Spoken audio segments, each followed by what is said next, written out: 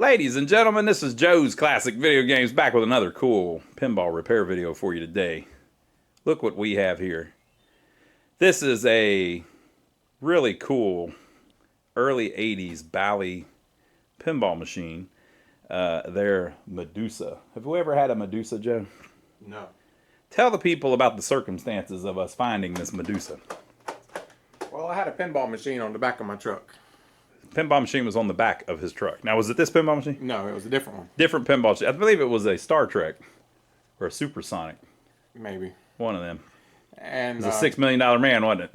I think it might have been. I think it was a $6 million man. Some kind of Bally. Yeah, there was a Bally on the back of his truck. And where was your truck? Out behind the store. Out behind the store. I couldn't get a good parking spot to unload it, so I was going to wait. Been having parking problems. So anyway, I go out there. I'm going to pull the truck around, unload it. And there was a note on the window. Wait, there was a note on the window? Yeah. Wow. Of the truck? Yeah. Okay. And the note said, "I have 2 pinball machines at my house. Call me." Uh-huh. That sounds cool. You know, I'm all excited now, so then I had to call her. And she said she had 2 pinball machines at her house and gave me her address, and we settled on a price, you know. It was pretty cheap. Got a good deal on them. So, you know, I'm all excited. And she gives me her address, so then I had to Google it, you know. And I Googled it, and it was a big, nice, big house, you know. Big house. Big house. And she told me several stories. She told me they were in her basement. More than one. So I'm thinking, you know, this is going to be nice. It's going to be a nice finished basement, you know. I might get over there. And she didn't even know the names when I was talking to her. She just said 2 pinball machines. 2 pinball machines in the basement. So we were trying to think, and I was hoping. I told him, I said, I think one's going to be a Twilight Zone. Yeah, and I was thinking the other one was going to be an Addams Family. That's what we were hoping. But I mean, you know, we're optimistic people. So, you know, we get over there, and her husband's there, and he was cool. He was cool. It wasn't that bad. Yeah. And he was like, "Well, what'd she tell you about him?" And I said, "She just told me she had 2 pinball machines in the basement."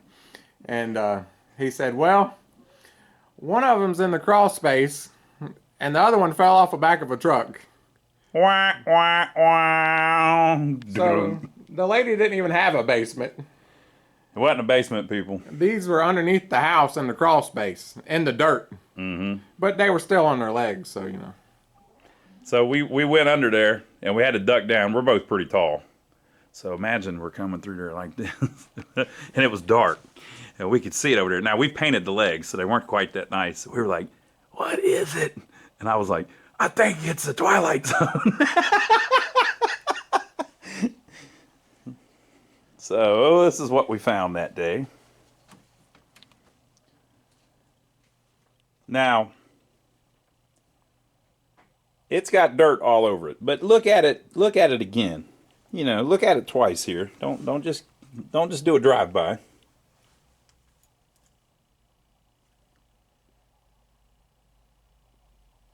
This thing is filthy. She had it underneath the house without the glass on it. And the cats were, I guess, living under there or something, because there's cat hair all in it too. All right. So that's what we're looking at here. Now, what do you folks think? Boy, I think it's in great shape. It's going to clean up. It's in really nice shape. See, all that dirt is preserving it. Tell them tell them what it does. Think about it, people. Now, it's hard to understand this concept, but whenever they got a whole bunch of dust on them, that's a good thing. It protects them. And it also means that it ain't worked in a long time. Well, if it hasn't worked in a long time, that means the ball hasn't been rolling over to Playfield, eating it up for a long time. This thing damn well may have broke 1983. Been sitting there broke ever since. Boy, it's going to be nice, ain't it? Yep. So it's going to clean right up. So all this dust... So, you know, look careful at it. Here, let's focus on this chick here. Okay, so it's all dusty. But look at the condition, like, for instance, that insert is next to her face there. There's no chipped paint. There's no worn paint.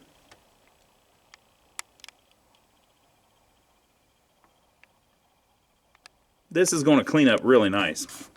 It just looks really bad. So people come in and go, "Wow, look, that thing looks like it washed up on the beach." And they all think it's a lot older. Boy, that's an old one. Yeah, because it's got all the dust, so they think, "Oh man, look how old that is." Now let's look back here. There's 2 of them. Oh no, now the bottom one dropped. Look at this. Now I want to know who invented this crap. Look at this. So you lift that, right? You can't open it because there's a top one. Okay? So you lift this one. Damn it, that would drop. Well, you're not supposed to have a camera in your hand filming a YouTube video. All right. Now, here are the displays. Everything looks pretty good. Here is the solenoid driver board. Looks pretty good. Here is the soundboard. We'll talk about that here in a minute. Looks pretty good. This is Bally's Squawk and Talk soundboard. Yes, it was named that. It's silk screened right on the board. Bally had a habit of doing that kind of stuff. Here is the lamp driver board. Looks pretty good. And here is the auxiliary lamp driver board. They started using these just so they could put more lamps in the game. And then here is the CPU. That's all ate up and everything. Now, if you notice, these papers up here are all pretty ate up too. Probably mice or something, who knows. Look, folks, we just, get them how we find them. Look, there's some leaves in it. However, it doesn't look like it has any water damage, which is pretty rare. Usually these, they're actually, well, that's plywood. Yeah, it's all plywood. There went that story. But it's in pretty good shape, all things considered. This is about how they usually look. Okay, yeah, this is particle board, right? So if you just look at it, it's just fine. There's no water damage. So although it looks pretty rough, it's not really that rough. Now the CPU board, the MPU there. What's this, Joey? It's a brand new board. That's a brand new board, people. Brand new MPU board. So brand new MPU board. Rebuild the solenoid board. Rebuild the lamp board. Rebuild the lamp driver board. Rebuild the soundboard, and we have a special surprise there. We'll talk about later. New MPU board. Rebuild the displays. This will be a very nice game. So, put this back.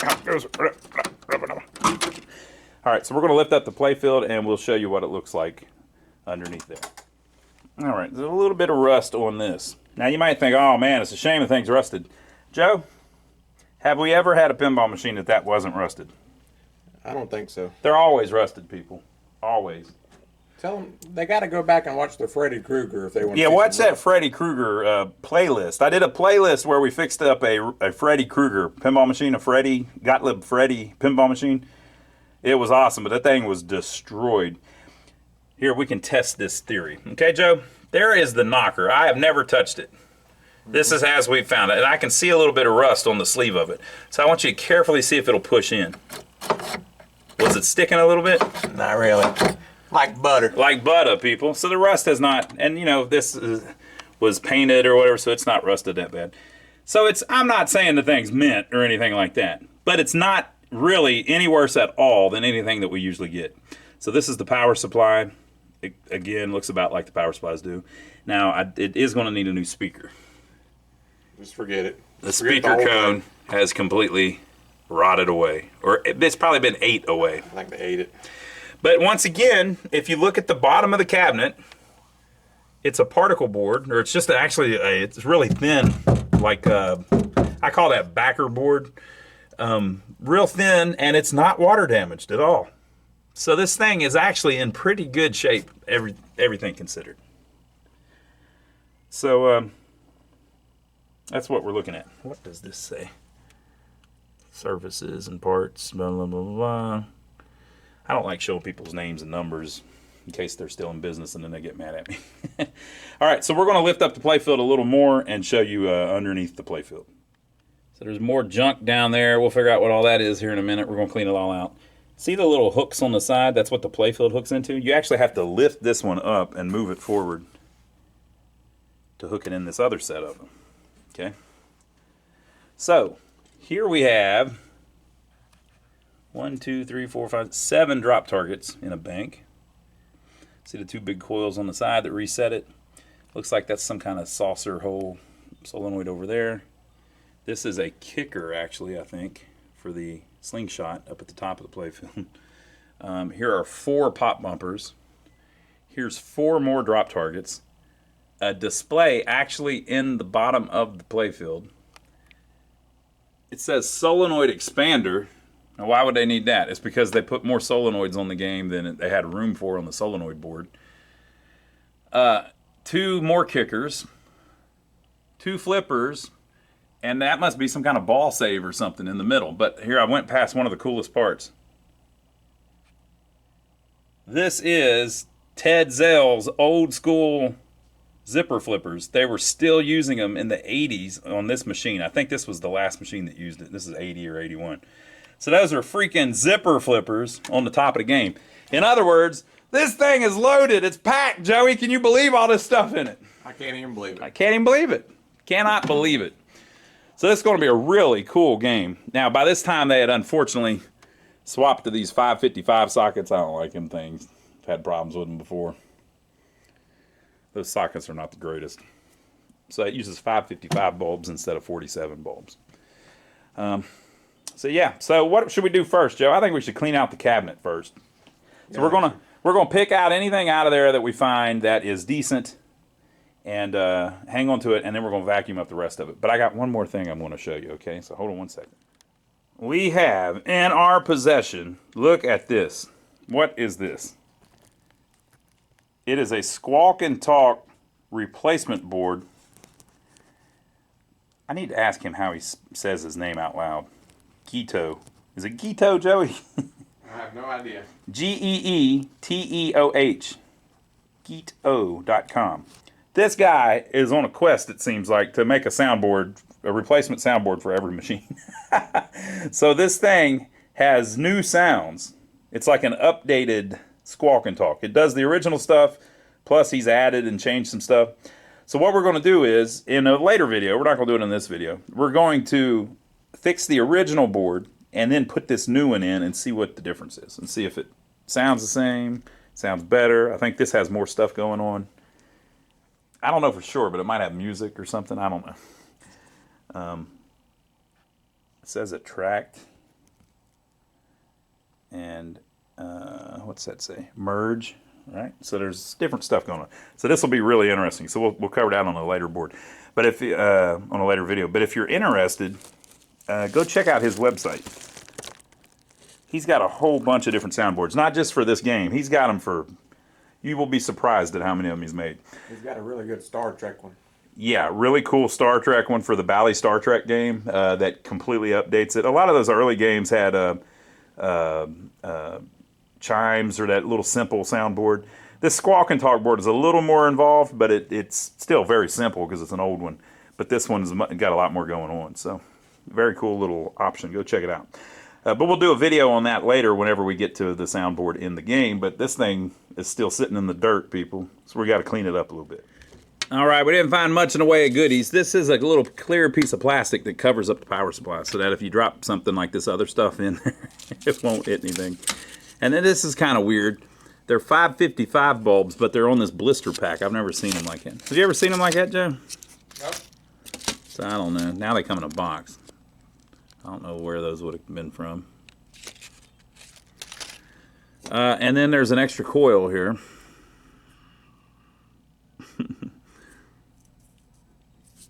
Now, if it's got 3 lugs, usually it's a flipper coil. So it's off a flipper. One of the coin mechs. This plate, a lot of times that goes like behind the leg bolts. And then this is a flipper that's broken. So it goes through the playfield, and there's the flipper top goes on here. So at some point that must have broken. They swapped it, or they didn't swap it, and it's still broke inside the game, but I didn't notice that. So that's all we found that was really interesting inside of it, besides a bunch of leaves and stuff. All right, initial cleaning, got it looking much better. Got all the extra paraphernalia out of there. Well, what's next, Joe? What do you think? Well, I was going to do the playfield, but then I remembered I kind of got to get the power supply working so I can get the lights to come on. Yeah, we kind of got to get the general illumination lights to come on. So maybe we'll mess with that a little bit first. There's not much to do on these. The older power supplies up in the back box, you have to rebuild and do a bunch of stuff with. These were the upgrade from the older ones, so they made them a little better. But we'll probably pop it out anyway and just make sure the solder looks good, check all the fuses, clean it up a little bit, and then we'll be ready to turn it on. All right, Joey got it out of the machine. So you can see kind of how simple it is. Transformer input. Got some big hunkin' diodes there. And then you've got 5 fuses. We're going to clean those up a little bit and make sure they're making good contact. You have a varistor there that looks like it's in good shape. You know, you can always tell if those are bad, Joe. They'll be burnt all to hell. There's the ground connection for your test things. Here are some diodes and a resistor that make the high voltage, which is basically rectified on the solenoid driver board for the displays. And then there's 2 bridge rectifiers here, bridge rectifier 1 and bridge rectifier 2. A couple associated resistors, and then you have a bunch of test points. So test point 1, test point, I don't know which one that is. Looks like a 5. I think it's a 5. 1, 3, 5, and 4. Where is 2, Joey? I don't know, but here's the ground. There's the ground. So there might be a test point 2 somewhere as well, but we'll figure it out. So we're going to resolder it a little bit and clean it up. Okay, now interestingly enough, where the line comes in the cabinet, there is also a varistor on the line filter. And that damn thing is smoked. You can see where it was. They've taken it off. That black char on the side is where the thing would have been at one point. So, I don't know, maybe some kind of power surge or something. So we'll add another one in across the 2 lines, basically from the hot line to the neutral line on the input of the line filter. It kind of saves stuff from getting fried if lightning hits it or something like that. Now basically the power comes in there, runs down the cabinet, and comes down here to this service outlet. That's so you can plug a multimeter, I mean not a multimeter, I guess maybe back in the day an ohm meter, some of them would have still had a cord on it. You can plug in like a soldering iron or something there and do your service, you know. And then also the power comes over to here. Underneath here is a switch, and you can see how there's several wires running into it. They've got a heck of a switch down there, so they can switch 6 wires. It's a two pole for show. And the original plug, a little dirty, been sitting around, hasn't been plugged in for probably at least 30 years. And but still has the grounding plug, just needs cleaned up. So we'll check the line just to make sure it doesn't seem like there's any cuts in it or anything. Clean it up a little bit. And he's working on that power supply now. We'll be able to put it back in. You can see the thermal paste there. People always say, should you put new thermal paste? Well, of course you should. So we'll do that. Let's go see what the board looks like. Joe's checking fuses. That's good. That one's good. That one's good. Uh-oh. Huh? Trouble in paradise, huh?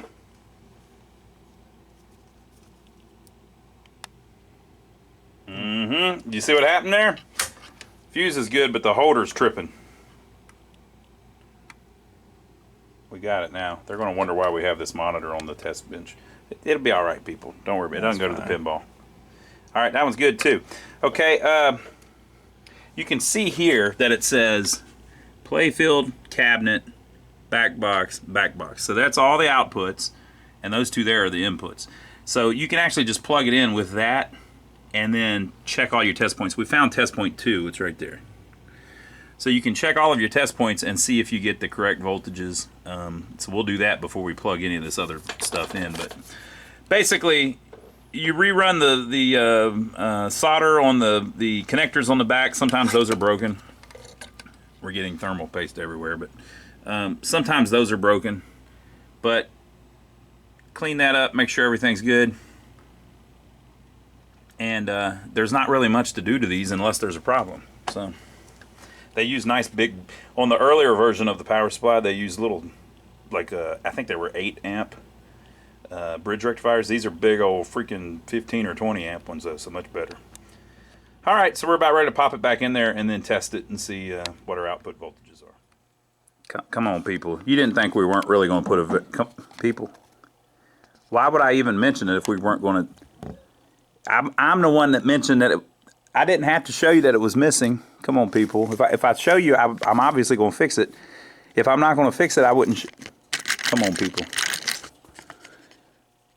We got a few of them. We've ran into this problem before. So we are currently putting one in, just in case. We never know. There may be a big voltage spike tonight and it'd screw us all up. All right, so Joe is over at the Medusa. He has reinstalled the power supply, and he is going to check the test point voltages. Now, we're not going to tell him what they should be, and we're just going to see if they seem fine. All right, Joseph.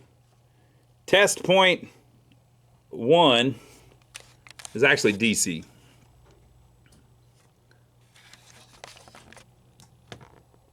6. 6? Yep. That's pretty good. Now, folks, these aren't going to be exactly dead on the money. That's it's supposed to be 6.5, it says. Okay, but we're just looking to make sure they're not like crazy high, actually. Okay, test point 2, and be careful. 180. 180, all right, that's actually correct. It looks like it's low, but that's because I've had people explain to me the way this circuit is done, since it's right off the transformer, there's no capacitor on it with the output unplugged. Now, it says 190 regulator input. Once you plug that in, there's a capacitor on that other board. This will go up to like 230, 240. They're saying unregulated 190. That may actually be. No, they're saying it's confusing the way they've written this. It says unregulated 190. That's the unregulated voltage coming in, which is 230 if everything's plugged up. And then it's regulated down to 190. But if you don't have the other board plugged in, it's often like 180 or something. All right, Joe, that one is correct. Let's go on to test point 3, which is also DC. 12. 12. See, it should be 11.9. We're at 12, which is the unregulated 5 volt. So it's nowhere near 5 volts. It's just saying that that's the unregulated voltage that goes out and gets turned into 5 volt. All right, Joseph. Test point, we're off the page. Test point 4 is actually AC.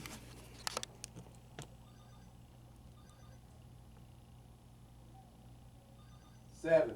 7, all right. That's the general illumination lights, which is what we were hoping for.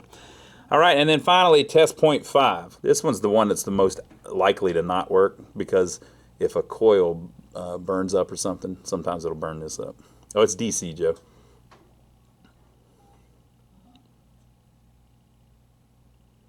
43. 43. All right.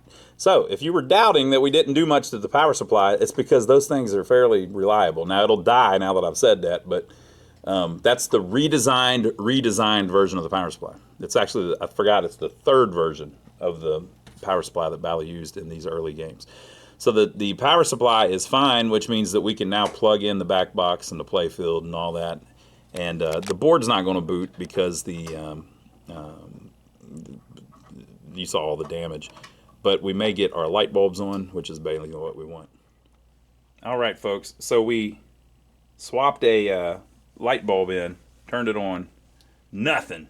So all the light bulbs are dead. But I was just thinking, this game may have a coil in it, like that solenoid expander thing or whatever. That relay may actually turn the lights on and off. So I'm going to look in the manual and see if they should just always have power, or if something could be...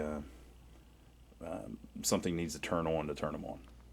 So here's the schematics. The general illumination, it looks to me like it's just always on, but there's some kind of trick stuff going on here with the flippers.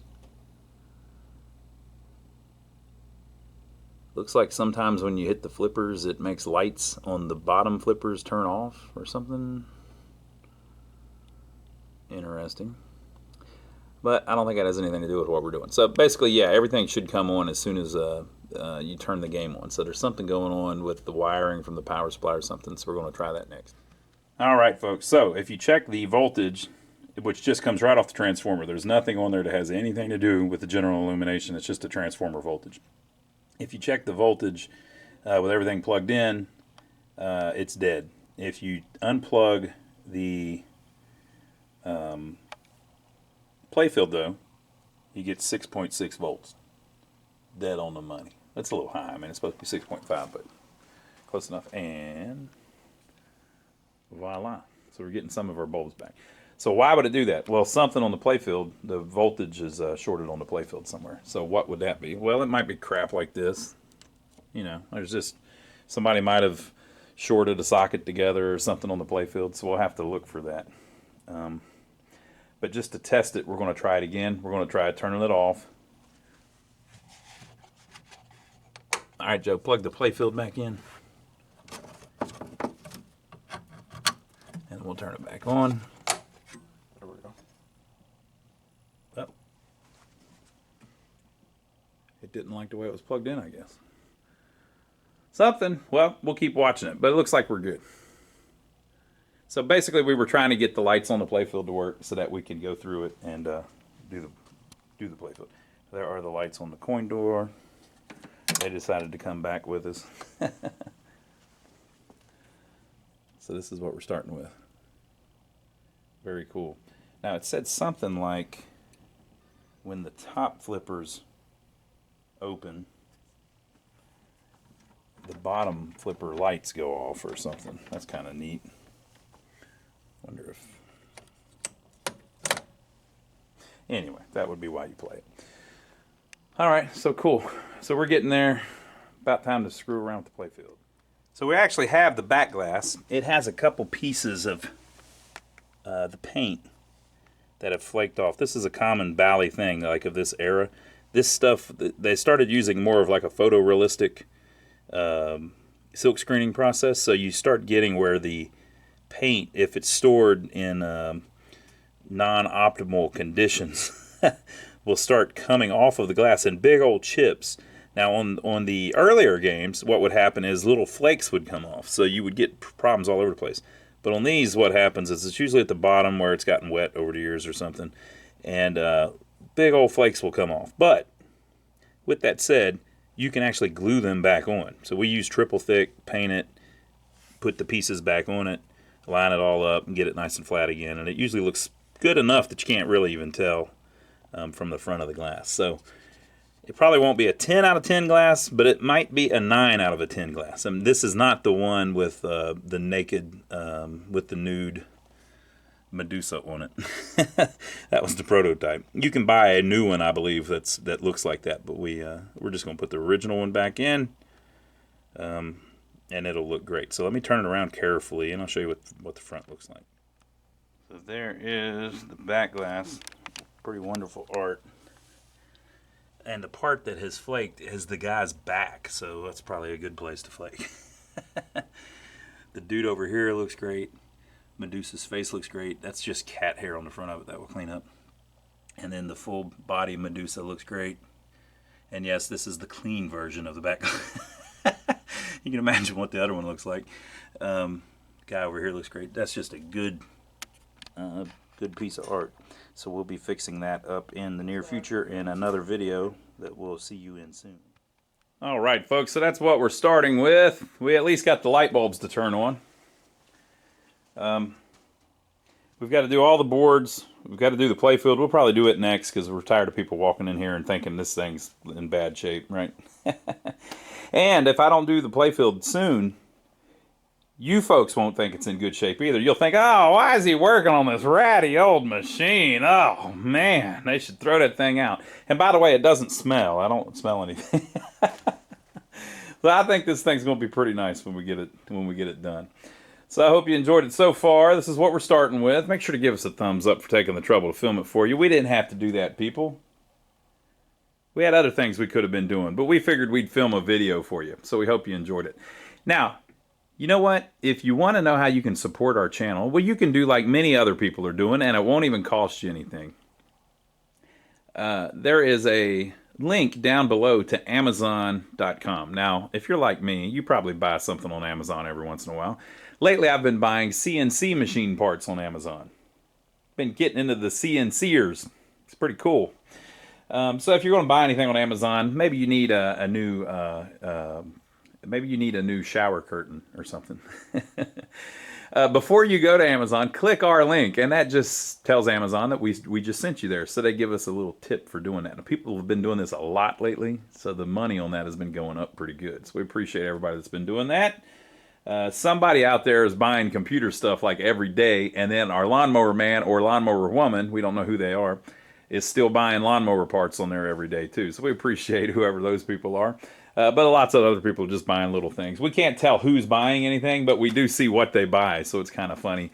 I think a few people have tried to send us a message through that system, as people are apt to do, right? So we've seen some questionable purchases, we'll just say, on there. But we don't know who it is. It doesn't tell us names or anything of anybody. But that's pretty funny. So we appreciate everybody that's been doing that. And last but not least, don't forget to check out my brother Donnie. Now, my brother Donnie is literally my brother Donnie. And Joey and I work on arcade games, pinball machines, jukeboxes. My brother Donnie works on a bunch of other stuff, usually vehicles. And we've got a couple old buildings in a small town near here that we're fixing up, trying to renovate and rent out to help revitalize their downtown district. He's also been helping me do some of the CNC stuff lately. So we've been filming videos of that. So go check out his channel. He's crazier than I am, though. So if you think I'm crazy, you ain't seen nothing yet. So we'll see you over there, and we'll see you back next time when we'll get to work on this playfield. See you then.